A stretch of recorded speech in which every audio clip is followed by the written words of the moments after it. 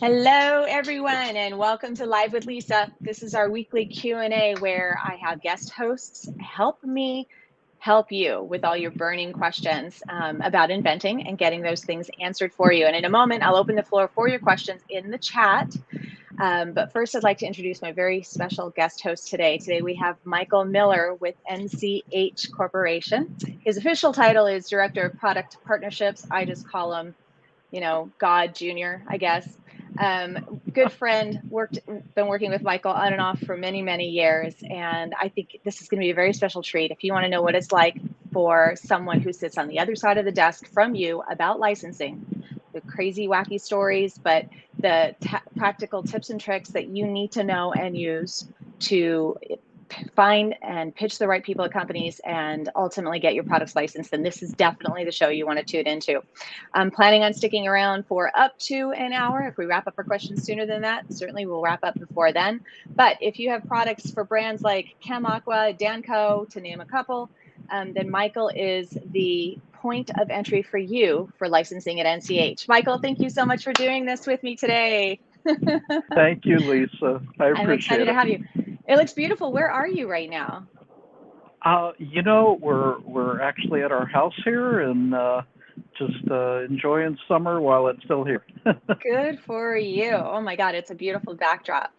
Michael, how did you end up in this wacky world of invention licensing with NCH? Oh my gosh, I don't even know that I know that. Really,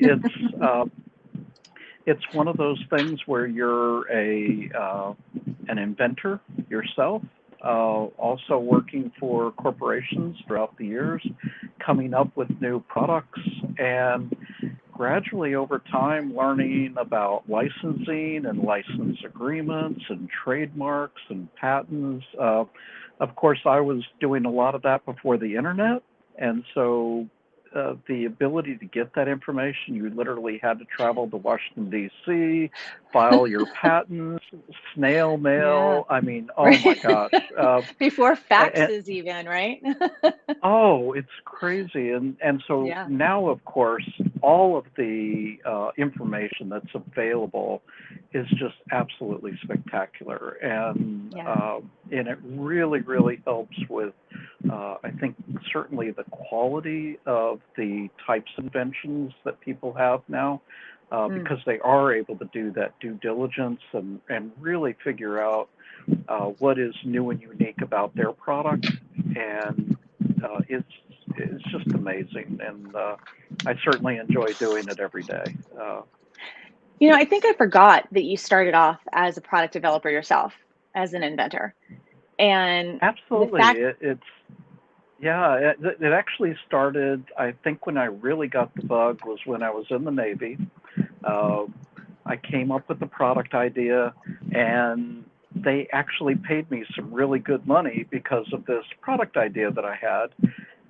wow, And it was actually a modification to can and bubble jet printers that allowed them to work on submarines. wow. And so it saved the Navy just millions and millions of dollars. And so they pay you a percentage of that. And I was like, wow, this is cool. Maybe I should try to come up with some more stuff. And so Wow. I just kept on doing that. And then that worked its way. I was in the semiconductor industry as the technical training manager and technical support manager for a number of years. Then I invented some medical products. I went into the medical device area of medical bandages. And then came over to the Dango and started working with plumbing products, uh, home, any type of home product, new construction, new home construction type products. And we actually had a pet company that I worked for up until a couple of years ago that I worked for 8 years within the same corporation for pet products. Mm-hmm. And all of those areas, licensing products for all of your major big box retailers, your Amazon, your Walmart, Target, Lowe's, Home Depot, Menards, Ace, I mean, QVC products. It's just Petco, PetSmart. I mean, so had a lot of products that I've worked with inventors on and brought them to market, and in all of those different areas. I think that you having the heart of an inventor is part of what makes you such a particularly kind and wonderful person to work with when it comes to licensing. If you're fortunate enough to have a pet product or a product that would fit well in the NCH line in particular, and you wanted to reach out to Michael ultimately to license your product, you'll find that it's very different than any other company that I've ever dealt with, because he's one of us. One of us. Like I mean, the thing that I really have to, and I don't say, I guess the right word is not that I have to, but the thing that I keep in mind every single day when I'm working with people that are submitting their products is that I know the amount of time, work, effort, sacrifices, and then the fear as well that everyone goes through whenever you're doing this. I mean, unless you're one of the many serial inventors that I work with that just come up with product after product, and they've licensed multiple products to multiple companies, those are pretty rare. I mean, really, the majority of the people that I talk to every day, this is their very first time out and about, and so there's a lot of fear, and so what I try to do is just be very fair and try to explain to them where I see their product.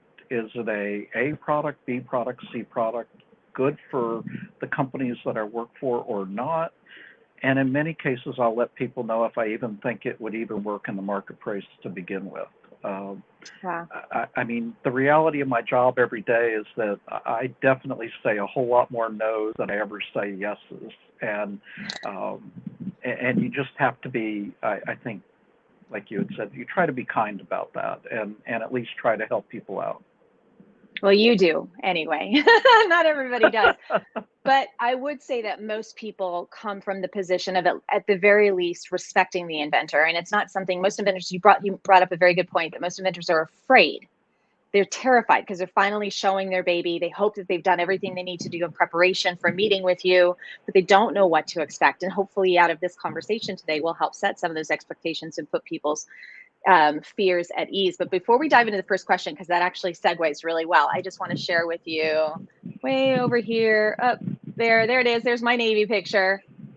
Yeah. See me in that was my boot camp squadron right there, front and center, because I was the recruit chief petty officer. And our first question happens to come from Danny Blacker, who is also a student at the Invention Accelerator. He sent his questions ahead of time because he wasn't sure if he could join us. And I see he's here. And he, by the way, also said, go Navy. So we'll start with his first question, which was, and it ties right into, when they hope they're prepared enough to meet with you. At what stage should an inventor come to you with their idea? Is it on a napkin? And you and I have had this conversation. Is it on a napkin? Is it fully developed? Do they have prototypes, etc.? When should they come to you? So I get them in all stages, and are as a person working for the companies that I do, are we open to accepting products in all stages? Absolutely. But then once I put on my inventor hat, and really the thing that you have to keep in mind is that the further along the product's developed, the more money that you have spent towards developing that product, those are all things you're taking into account when you do hopefully get to a license agreement stage with the company. If you've invested, hundreds of thousands of dollars, or if you invested, $2,000, that makes a huge difference in what that license agreement has to look like from the perspective of the company. And earlier stages, in some cases, are great. Sometimes later stages are great. I mean, it really does vary by the type of product, because in some cases, if you're not I'll say a trained product developer, in many cases, the patents that you file are not that strong, and they're not well written in many cases. And you haven't thought through all the different options, which, of course, if that product would have originally been brought to us, our engineering team could take a look at it. They would make modifications, and then that patent that can be filed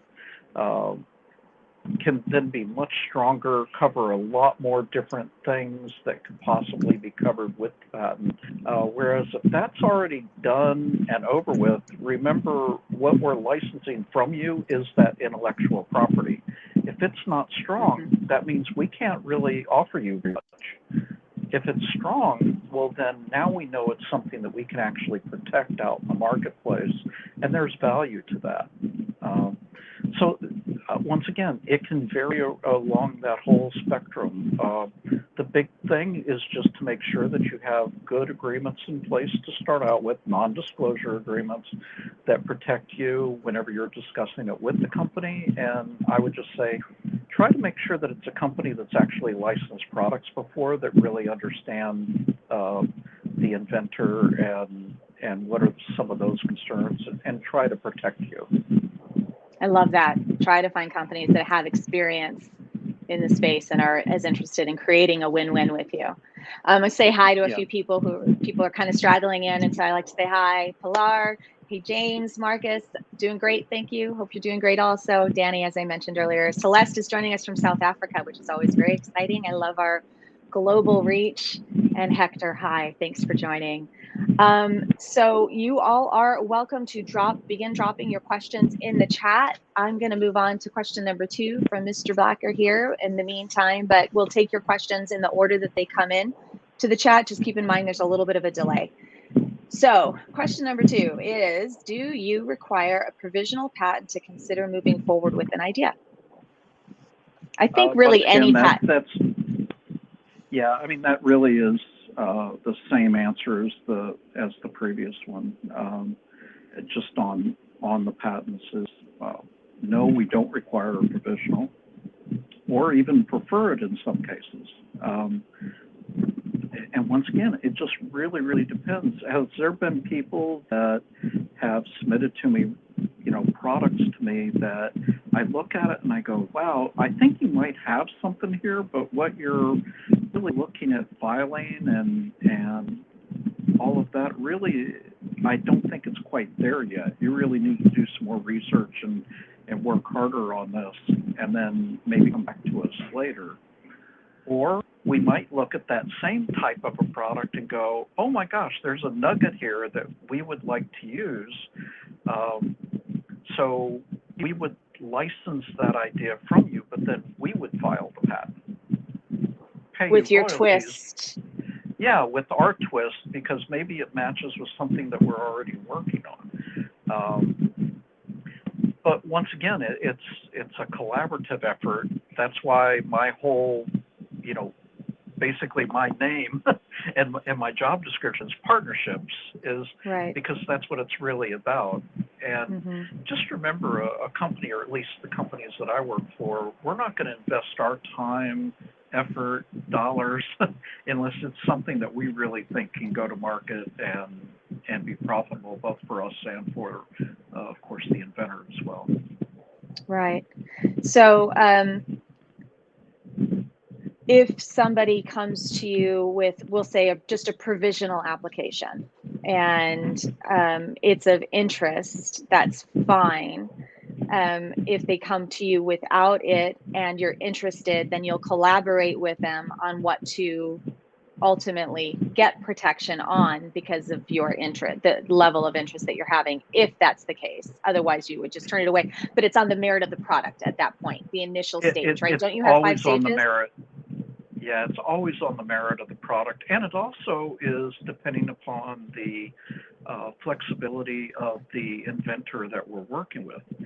And, in many cases, some people are so tied to what they have and their vision of it, it becomes very, very difficult for them to let go and look at what might be a vision from somebody else being added to that. And that's understandable. It's just that for us, especially where I get so many new products every day, it's like, okay, you know what, you're not open to that. That's great. You know what, have fun, go out, reach out to other companies, do whatever on your own. I've got 10 more products to review today that I have to work on. Right. I wish you well. It's like, Namaste. yeah, I mean, I get good it. luck. And if you do decide to come back, the door's always open, and we'll look at it again. And I would just say that, that reminds me too, for a lot of people, just remember, in the licensing world, no does not always mean no forever. No. There's so many times that I've actually turned down a product, and I shouldn't say just me, it's also our team who also looks at these, and we make decisions on what we're going to move forward with or not. But you might get in a customer meeting a month later, which has happened, and they just happen to mention, wow, we would really like to get a product that solves this particular problem out there in the marketplace. And that might have just been something I just saw 2 months ago. It might be something that's out of our normal, but we looked at it, we thought it was great, but it was just a little bit too much on the edge of what we normally do. But now that a customer has asked us for us, that's great. I'll call up the inventor. Hey, is it still open? We want to show this to Home Depot next week, and let's at least get something down on inventor paper. that day.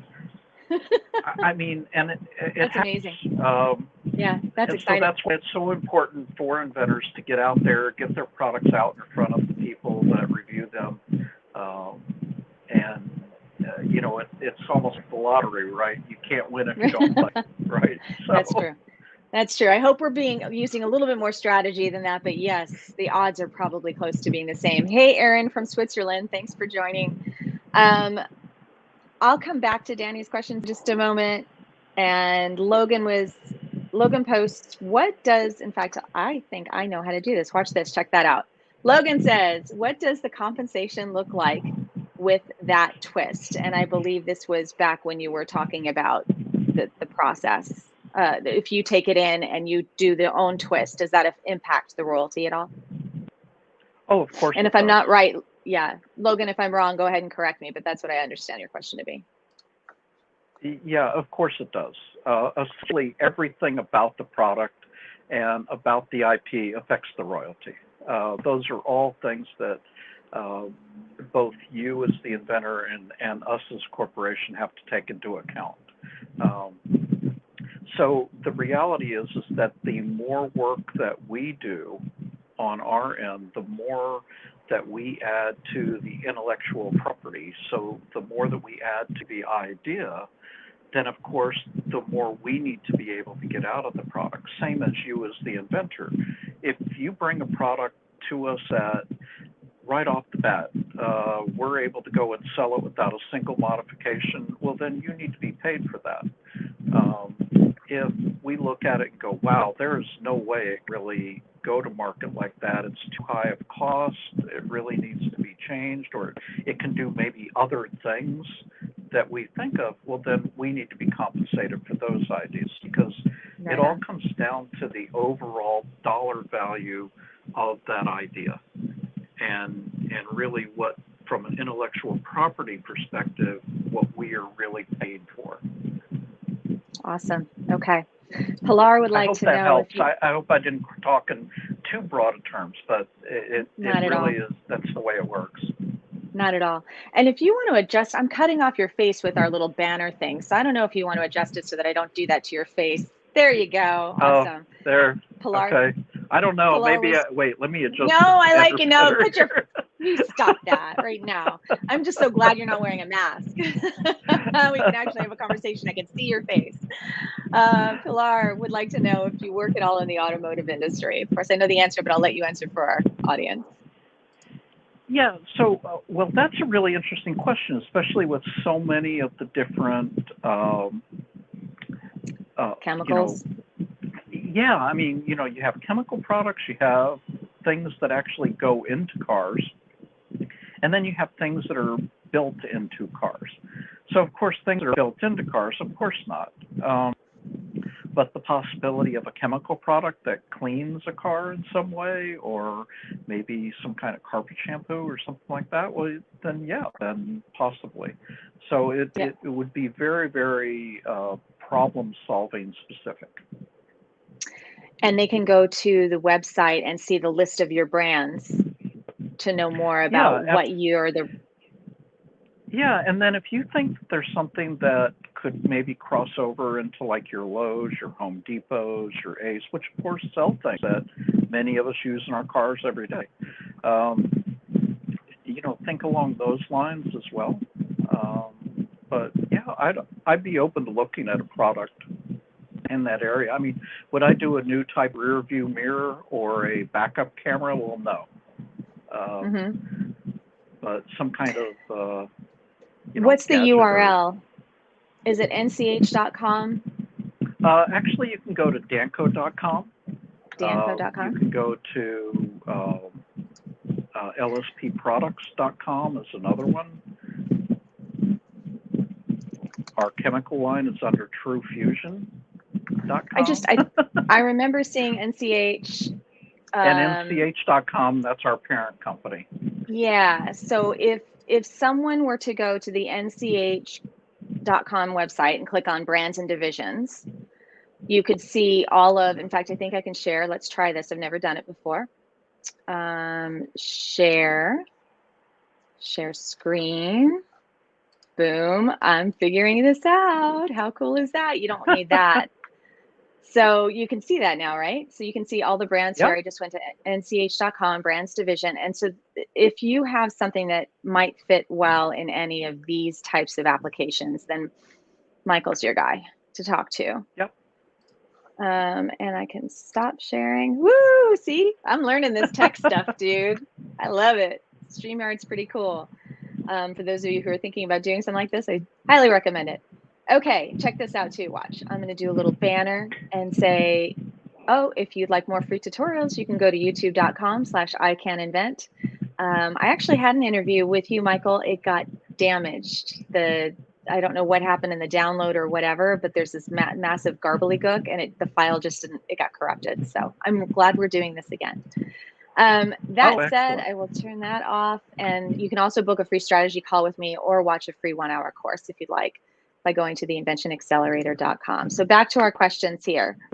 Colleen, I hope that answers your question. Michael is the Director of Product Partnerships is the official title. So if you're interested in licensing to any of those brands, Michael is who you'd reach out to, and we'll give you information on how you can reach him before the end of our call today. If for some reason you have to go away, that's okay. I will put it in our comments as well, so you can come back anytime and check that out. Marcus says, hi, Michael. I'm going to pop it up here on the screen. Hi, Michael. I've written 2 patents, and yes, one of the 2 has been granted. The other is in patent pending mode, but I've also developed working prototypes. I, like many, am having problems launching the products, and I'm considering launching a Kickstarter campaign. What do you think about that? You know what? Kickstarter, just like any other marketplace, there's products that do extremely well on Kickstarter. There's products that don't do very well on Kickstarter. I would just say if you are looking at doing something like that, make sure that you go with a company who actually has, once again, just like a company like mine, make sure you're working with somebody who's done Kickstarter before. I would not want to, even if I came up with something that I thought was Kickstarter ready, even doing what I do, I would not put it on Kickstarter myself. There are, the world of doing that is long gone. And I think you really have to hire professionals who understand how to properly put that product onto Kickstarter, how to manage the social media. All of that is really, really important. So you need to do it correctly. That's right. And so I'm not against it, but it definitely has to be the right product, and you have to work with the right people that know how to do it. Same with Lisa. She knows well the whole thing with, working on Shark Tank and all of that. I mean, there's people that have been wildly successful and people that it's just crash and burn because things were not done correctly. So, yep. Yeah, I echo that. The original, if you build it, they will come.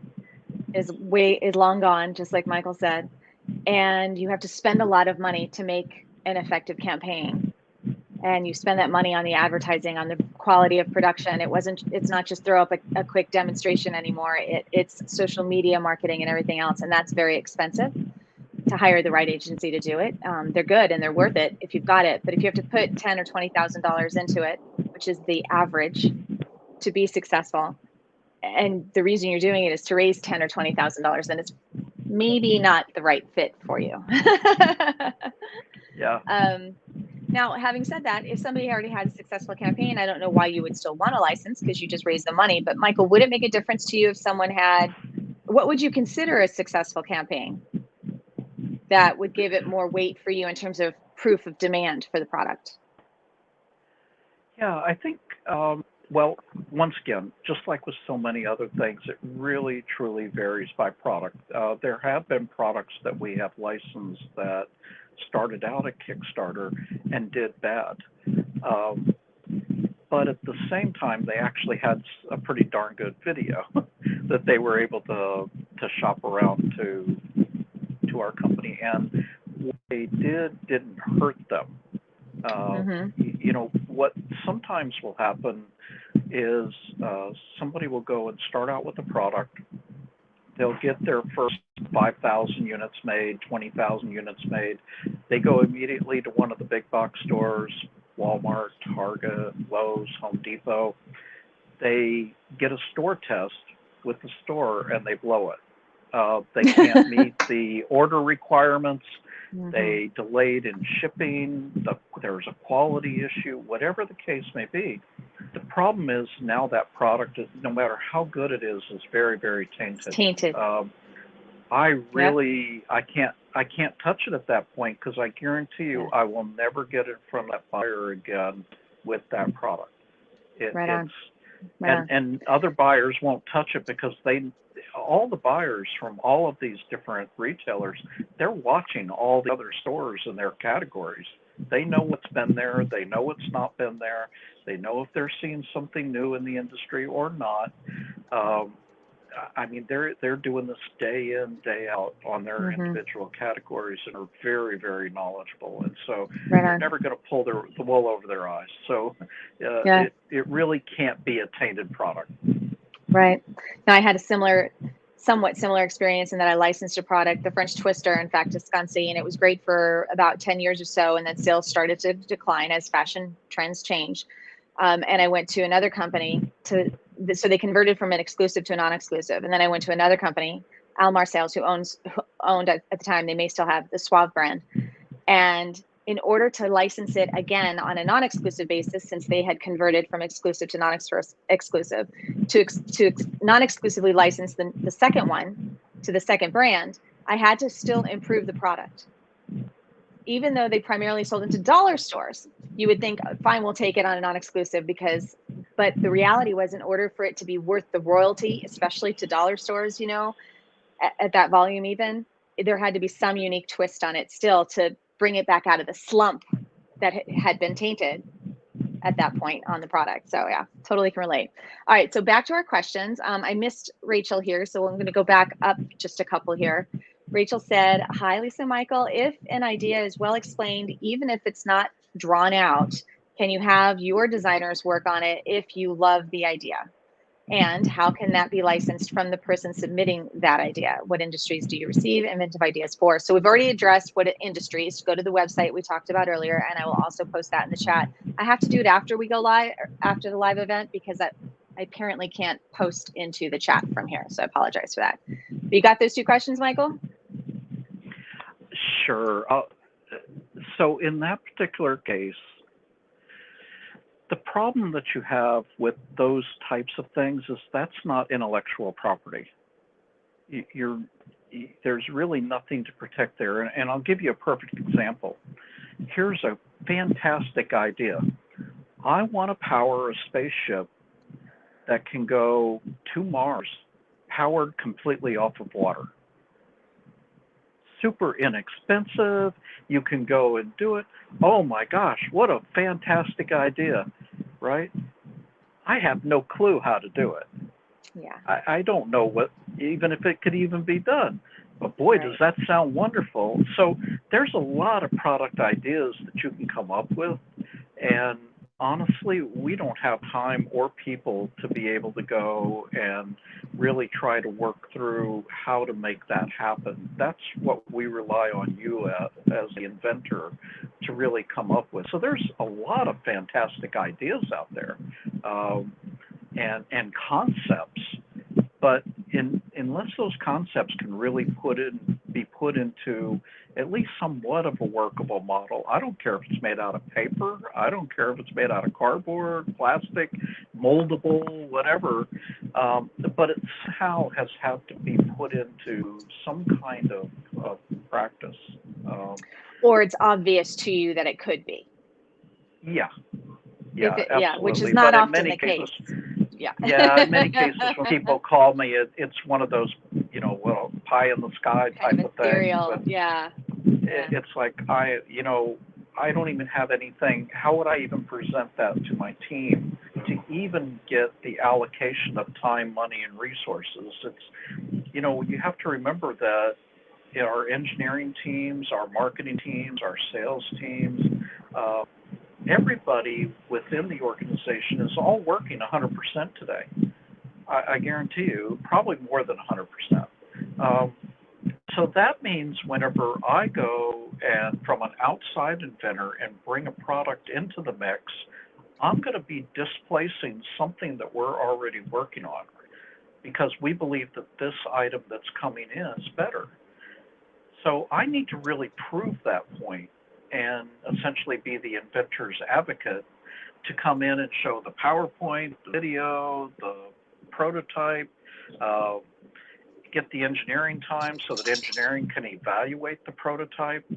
All of that requires time, money, and resources that they don't have available unless I'm saying, hey, this is the next big thing. We've got to look at this. So I want you to put off to the side, 5% of your time over the next 2 weeks and really take a good hard look at this and maybe run it on the prototype machine and let's do up some prototypes on it.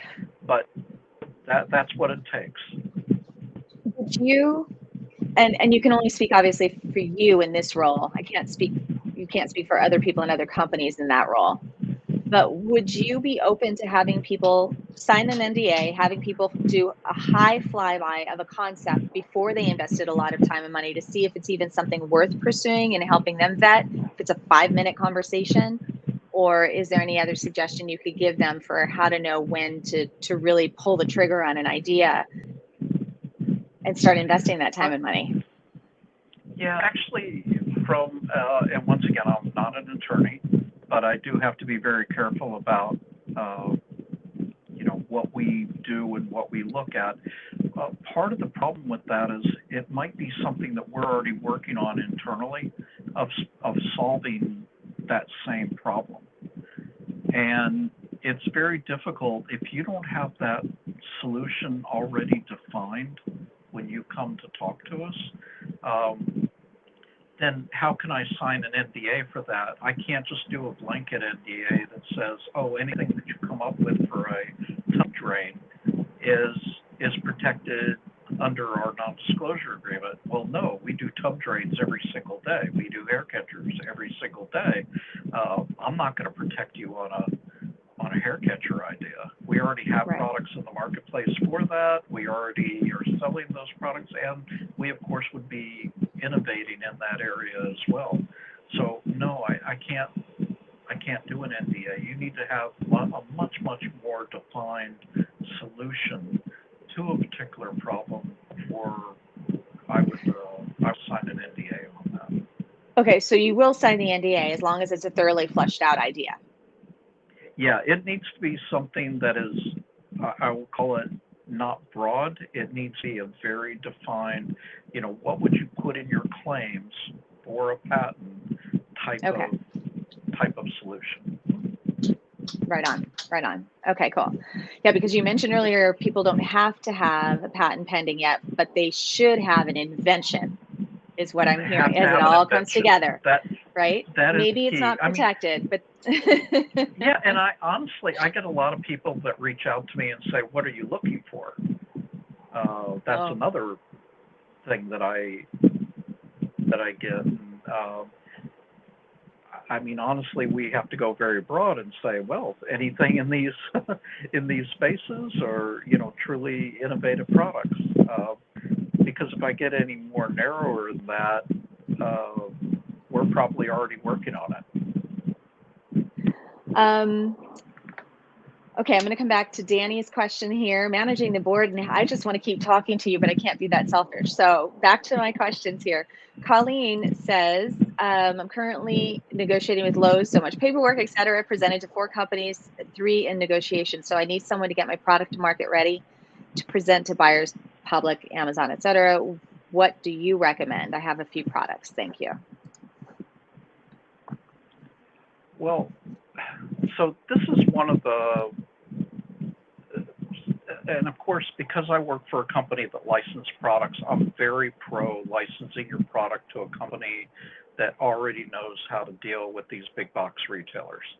And the reason that I'm so passionate about that is because I have watched so many people fail over the years that have gotten to the stage that it sounds like you're describing, where they've shown their product sometimes at the National Hardware Show, sometimes they've sent it in, buyer is very interested, and of course you're very excited about that, and you really want to, hey, let me go talk to that buyer and let me get them excited about it. But the thing that you have to remember is that that buyer is going to expect a product that they can actually put on the shelves and sell, and that you, as the person that's presented it, can make sure that it's on the shelves. I guarantee you the contracts that you sign with them require you to have a certain level of fulfillment for that product. And if you don't meet those levels of fulfillment, you're going to get fined. And I've literally seen people go upside down on a product that they have brought into one of these big box stores because they could not fulfill the orders. And now they start getting fined for every day that product is not on the shelf. And it was because of not having that supply chain that can meet all of those requirements. And in many cases, it's not just supply chain, it's quality assurance, engineering, manufacturing. Just that entire chain of people that you have technical experts on that we do certainly in our company and in many other companies. You really need that. You as I've known very, very few people, less than people I can count on one hand, that have actually started up and been able to actually service those big box customers from their garage. It was super, super simple products, very, very easy to manufacture, and they struggled at the beginning, but over time they were actually able to make it, and in some cases they were able to add additional products at later dates and have done reasonably well over the years. But it's a really, really small group of people that have really been able to accomplish that. You really need that whole supply chain to do it, and that's why I'm very pro licensing. Personally, if I have an invention that I've come up with, I'm going to license it to somebody. I'm not even going to bring it to market on my own. I'll license it to another company. If it's outside of what I work on every day in my own company, I'll license it to somebody else. I'm not going to. I don't have the skill sets that meet all of that. I got the bug, and that's what ended up happening with TC Pets. And while on the world we were successful getting it into over 400 stores. I sold through 7 container loads from China. I got on Shark Tank. I was on all these different TV shows and newspapers and magazines and all that stuff, seeming success. But ultimately, I should have filed bankruptcy. It cost me everything. And it was like the perfect storm of things that I had no control over. And even if I knew to know about them, couldn't have been prepared for. But that on top of the lack of knowledge that I had compared to licensing. I was very successful with licensing, but it was my first time manufacturing and selling. And, it was everything from getting stuck at the port and getting fined by the port to do inspections, which wasn't even, not really fined, getting charged a fee to do inspections that I didn't ask for in the first place, shipping and dim weighting issues. One of my bills was over $15,000 from UPS. Surprise. Getting returns from stores, or because it was held up at the port, missing the deadline to be delivered during fourth quarter, and having half my customers cancel their orders because they couldn't get them in on time because of what customs did. I mean, it was just like this fuel going up, cost of goods going up, everything. And I had a stroke. I mean, like I literally had a meltdown, a nervous breakdown, and moved to New Orleans to decide to hide out for a while. Rough stuff. So yes, I'm with you. I'm in the licensing camp. I've been successful with it. I'll stick with it. That's much more inclined. I'm much more inclined to do that. And then I can bring lots of products to market. So the short answer to the question in terms of who to work with, who would you suggest, or what would you suggest that process be? Should they find a licensing agent? Should they learn how to do it themselves? What do you think about that, Michael?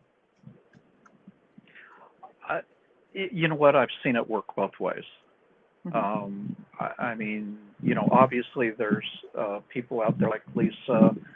There's a number of other people that are out there that are, I would say, advocates for inventors that work with them. Don't just take every single product that's presented to them. They're very well vetted, and so when somebody like Lisa reaches out to me and says, hey, I got something really, really great to show you, then yeah, I'm going to look at it, no doubt about it. I know that it's going to have a lot of the things that I need to be able to, not only for me to judge the product, but also for my team to be able to judge it. And a lot of that time is spent on doing like the PowerPoint presentations of what we have to show our team, and getting the prototypes in, and costing, and just every little detail that you could possibly think of. That's where they can assist. And I've always believed in let people who are very good at what they do that. And so there's so many new skill sets that you have to learn as an inventor regarding patenting and trademarks and prototypes and material specs and other solutions. And I mean, there's just an incredible amount of information that you have to process and that you have to become an expert on. And then you reach that next stage of actually looking at licensing or looking at manufacturing yourself, or whatever the case may be. Now you're moving into a whole nother group of literally, probably hundreds of new skill sets that you're going to have to acquire over a very short period of time. It's really, really and difficult. You're a lot more financially exposed too. It's a lot riskier. Yeah, I mean, there's not very many of us out there, including myself, that are, I can just throw millions of dollars at it. Right. No, there's just no way. Colleen wants to know if I'm a licensing agent. No, I have been in the past, and I love it. I absolutely enjoy working with inventors who have finished products, and I had a certain criteria. The challenge is there just aren't enough hours in the day. So no, the Invention Accelerator is the only way that I work with inventors now, but you can book a free strategy call with me, and I'd be happy to tell you how you can do this yourself. Marcus asks, let's see, we'll just pop this one up here. Michael, can we connect via LinkedIn? Because I'm always looking for advice in my journey to fulfill this dream. Also, thanks, Lisa, for connecting. Yes, of course. I'm so glad you're enjoying. What do you think? Michael, can people connect with you here on LinkedIn? Should they start here if they have an idea and they want to know, or what's the best way to connect with you if they have something that would work for your company? Yeah, you can always connect with me on LinkedIn. I'm on there. I have, heaven knows, thousands of connections. And I always try to make myself available for 5-10 minute phone calls with people. And if they want to run something by me, just real quick, have some basic questions. I will also say that the other real place that I would definitely suggest you going is the United Inventors Association, which I'm a part of. It's a nonprofit organization for inventor education. Great group of people. We've got a lot of information on our website. We have an event that's coming up here soon I think it's over 4 or 5 days of just inventor education, and those types of things would be really great places for you to get information. Also, the U.S. Patent and Trademark Office website has got a lot of information for new inventors. The other thing that they have is a pro bono program for inventors where they will actually assist you in getting your patent. You have to meet certain requirements and things like that, but that website is just, there's a tremendous amount of information there. Absolutely. And IGA too, the Inventor Groups of America, is another one that you can join for free, that is run by Stephen Key. You may have read One Simple Idea, fabulous book. And that's another free resource with even lists of companies, licensing companies they have available to you as a member. And they do regular weekly coaching calls and stuff like that. So it's a great group as well that you can join. And if you're in a city that has a local inventors group, yes, there's actually a listing on the United Inventors Association website of inventor groups that are associated with that organization. And those are great. You can go in and meet with other inventors and share experiences. And there's a lot of really great places to go. Michael, do you have any licensing agents that work with you that wouldn't mind you dropping their name out here for people who are asking about licensing agents that don't want to learn how to do this themselves? No, I really don't go and, I really don't go and say, oh, this is a specific agent that I work with, all the time type of thing. Okay. But if you do, if someone were to do a quick search on LinkedIn. There's a number of them out there, and I know that they're always working on trying to get clients, and they're competitors against each other. So I really and that puts you in the middle. I know. I feel the same way when I'm talking about lawyers, because I have my favorites, but there's plenty of really wonderful lawyers out there. So I feel stuck in the middle too. I would just say, always do your due diligence. And just like with with the company that you're licensing to, anybody that you're working with, ask them what were their successes. What are products that are currently in the marketplace today that they very specifically got it there? There's a number of people that are out there that'll go and throw out, oh, I put this product out there, I put that product out there, and the reality is they didn't. So it can, it's discouraging. I hate to say that there's folks like that, but just really try to research them. And a lot of times when you just meet people face to face, or even on, Microsoft Teams or whatever, I think a lot of times you'll get the feeling on if it's somebody that's truly out to help you or not. Right. As long as you get your confirmation bias out of the way, you'll see the truth. So for those of you who might be considering looking at using a licensing agent, I don't even know anybody to recommend. I know some terrific people that can help you if you want to be in sales distribution that are like great reps, and I know great programs. Of course, I love my program, the Invention Accelerator, which is all designed, like many others, to help you learn how to go through this process and do it many times over and over again with as many ideas as you can come up with. So there's a free 1-hour course to teach you how to do this yourself. I would say start there, and then that will help you understand the business well enough to interview people who say that they're licensing agents. You'll have more information to be better at qualifying whether or not they know what they're talking about if you understand that process better to begin with. If you go in totally green and someone tells you, I love this idea, which is where they're always going to start. I love your idea. This is great. We're going to make millions, and then ask you for $5,000 or $10,000. Red flag, red flag, red flag, move on to the next person. If they're contingency only, it's better, but not necessarily exclusively. So.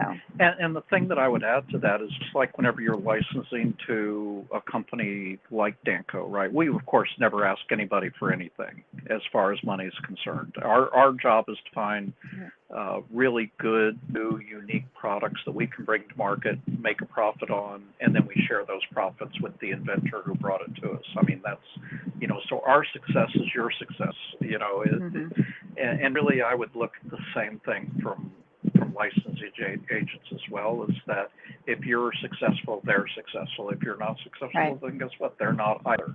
Yeah. And that would be the way that I would look at it. So Danny's next question was, what is the preferred method for submitting an idea to you? You've talked about a few ways that people can reach out to you, but if they actually are ready to kick the process off, what is your preferred method, Michael, for starting?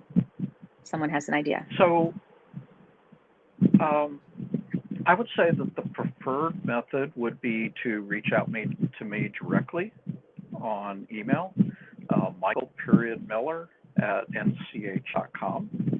You can go to the danco.com website, and we have Inventor Central is a little click link that you go to, and that will link you right over to our online submission page.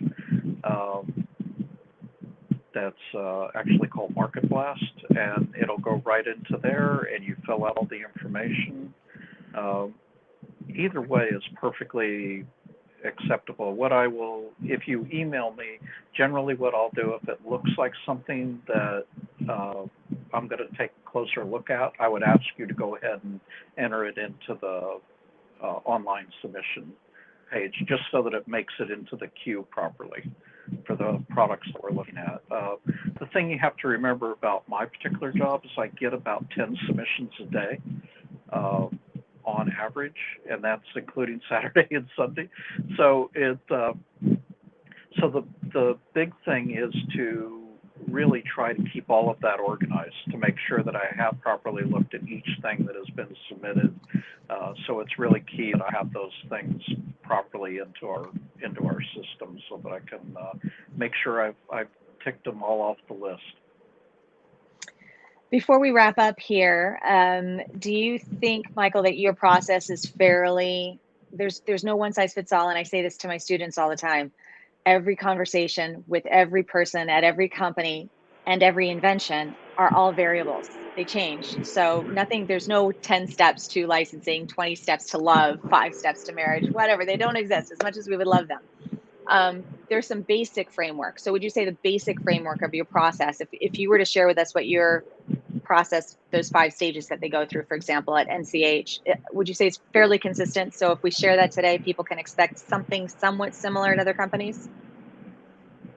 The process? Yeah, I mean, our particular process is what they call stage gate, which is a very, very common practice within both internal and external companies, where basically it goes through gates. The very first gate is me. We call it gate 0, and I'm the first reviewer.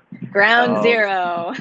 Yes, I'm ground zero. So, and then from that point, what I have to do then, if it's something that I think is worthy of showing to the rest of the team, then I'll start then at that point working with the inventor, and in some cases working with our engineering team, our marketing team, sales team, and develop a full-up presentation that would include like a pro forma, which would be the financial performance expected for the product, how much it would cost to manufacture. I mean, there's a whole litany of things. Then I would present that to our larger and broader team that would include product managers, sales team, marketing team, sourcing team, engineering. And basically what my job is at that point is to present that product in the best possible light that I can. If I truly believe that it would be something that would be profitable for the company. So how does that normally work out? If you think about it, if I'm getting 10 products a day, typically per month, I would maybe pick 2 to 3 products that I would show to the team. And then I usually show those about once every 2 to 3 months. So in general, I'll show maybe 6 to a maximum of 10 products every 3 months to the overall team out of those 10 per day. And which is about 300 a month. So that's about 900. So you're going from 900 about 1,000, over the 3 months. Yeah, it's usually somewhere around 1,000 after 3 months. Wow. Yeah. And especially if I've attended a trade show would add another 300 to 400. Sure. very easily. Or you do things like this. You're welcome, by Yeah, the way. No. yeah, Now you're no going to get these problem. surge of to catch. So you want to see them, but oh my God, now I have to get through all this. So in other words, folks, be patient in this process. Understand, especially with good guys like Michael, they're doing their best to bust their butt to get it through the internal channels and processes that they have to. Give them the space and time that they need. If you have a question, ask it, but don't be drilling them with all of your demands or anything like that if you And want it to go please, through. yeah, and feel free to email me. If you've submitted your product and now it's 2 or 3 weeks have passed and you haven't heard anything from me, it's okay to email me and just go through that. And just remember, Checking people in. do take vacation. That's right. There's vacation, there's travel, there's internal. Like we just got finished up a few days internal meeting, strategy meeting. And then the week prior to was all doing up all the slides. So there's a lot of times that I just, quite frankly, can't get back to you. But it's okay to go ahead and email and just, drop a line, and it's okay to be persistent, but not obnoxious would be appreciated. So that's awesome. Yeah, so just be persistent but kind and generous. Understand how with gratitude, I should say, not generous, but with gratitude. Thank you so much for your time. I'm just checking in. Just wanted to ping you. Simple things like that are very delicate and not offensive, and they'll get back to you. All right, so we have one last question. I will say before the question, though, Colleen said she's available if you need help looking at the 70 or however many. She wants to know if you're hiring. And you do have a dream job. You do. You know that I applied for your job 15 years, 10 years ago or whatever. Like, it was before you entered into that seat. You were with the company, or maybe you were with Pets still. I'm not sure. But I had actually applied for that job back when I was in New Orleans, which is so awesome. It's a dream job. I love what you do. All right. So last question of the day is our team. So this is from James Sarr. I'll just pop it up here. Our team just developed and certified a world lab and in FDA process for approvals that is a game changer in viral medical wearable product. We have several major groups looking to license a certain product category. We feel, based on substantial money to bring to market, that there should be upfront funds and a term licensing agreement at certain rate by product. Do you agree? And some help negotiating. What do you think? Well, everything's up whenever it comes to negotiating. It's hard not to have a contracts. Conversation. Yeah. I mean, there's so many things that have to be taken into consideration, both from the company's side of things as well as from the inventor side of things. And my goal always is try to reach some kind of middle ground to make that agreement happen. I will say, especially with COVID going on, and I mean, anybody can go right now online and see there's actually all these maps that show the shipping containers that are waiting to be offloaded, that are delayed at every single shipping port throughout the world right now. So every company is experiencing some really challenging supply chain issues right now. And that certainly affects the way that we bring products to market.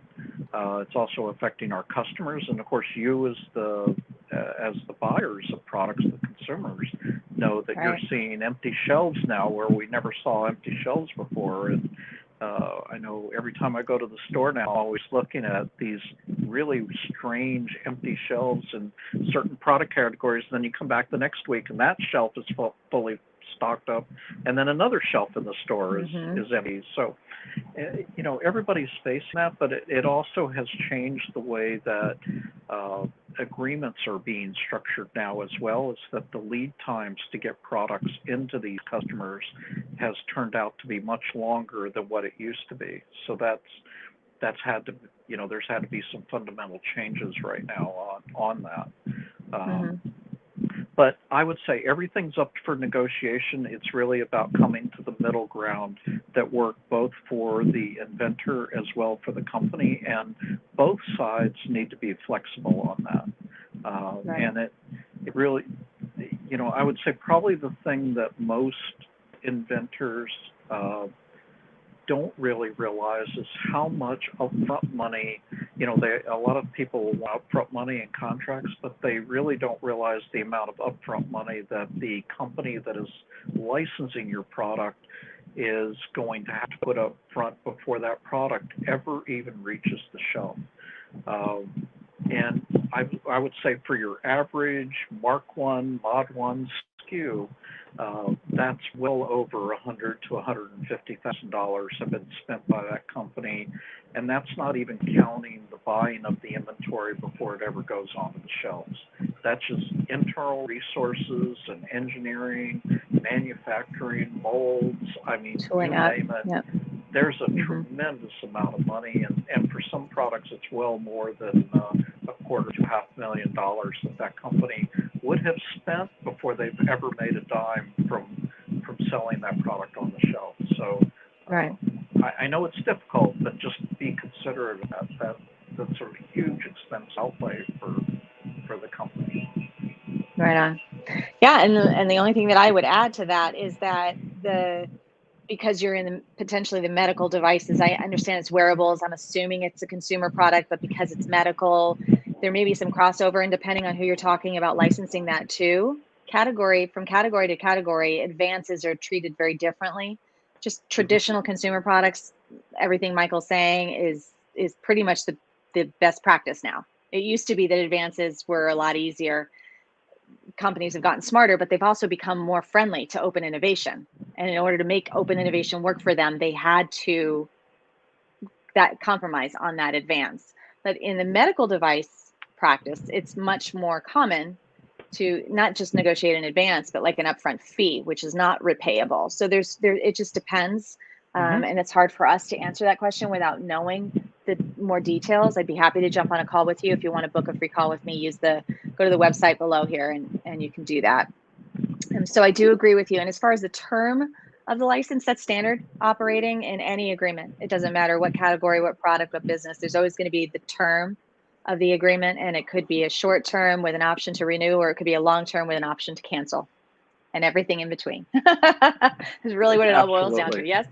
All right. Well, Michael, I love you. I appreciate you so much. Thank you. You're always so much fun to talk to. You're just so easy to talk to. I love the melody of your tone and your cadence when you speak. It's just awesome. Relaxing, makes me feel safe. Absolutely. You make me feel safe, and I appreciate you. So thank you for sharing all your wisdom with us today. I hope all of you enjoyed our talk. Look, I even wrote down what I'm supposed to say because this is only my fourth one, right? Here we go.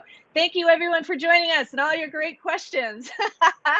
If you'd like to book a free strategy call or dig deeper into your own strategy for success, please go to, as you can see here on the screen, theinventionaccelerator.com to find a time that works for you, and I will personally give you a call. That's it for today. Until next week, imagine what's possible when powered by innovation. Bye, everyone. Oh, by the way, free playback. So this will still be here if you missed it, or if you want to ask questions, you can still ask your questions in the comments. We'll still be answering them. Thanks, everyone. Bye. Thanks, everybody. Bye-bye.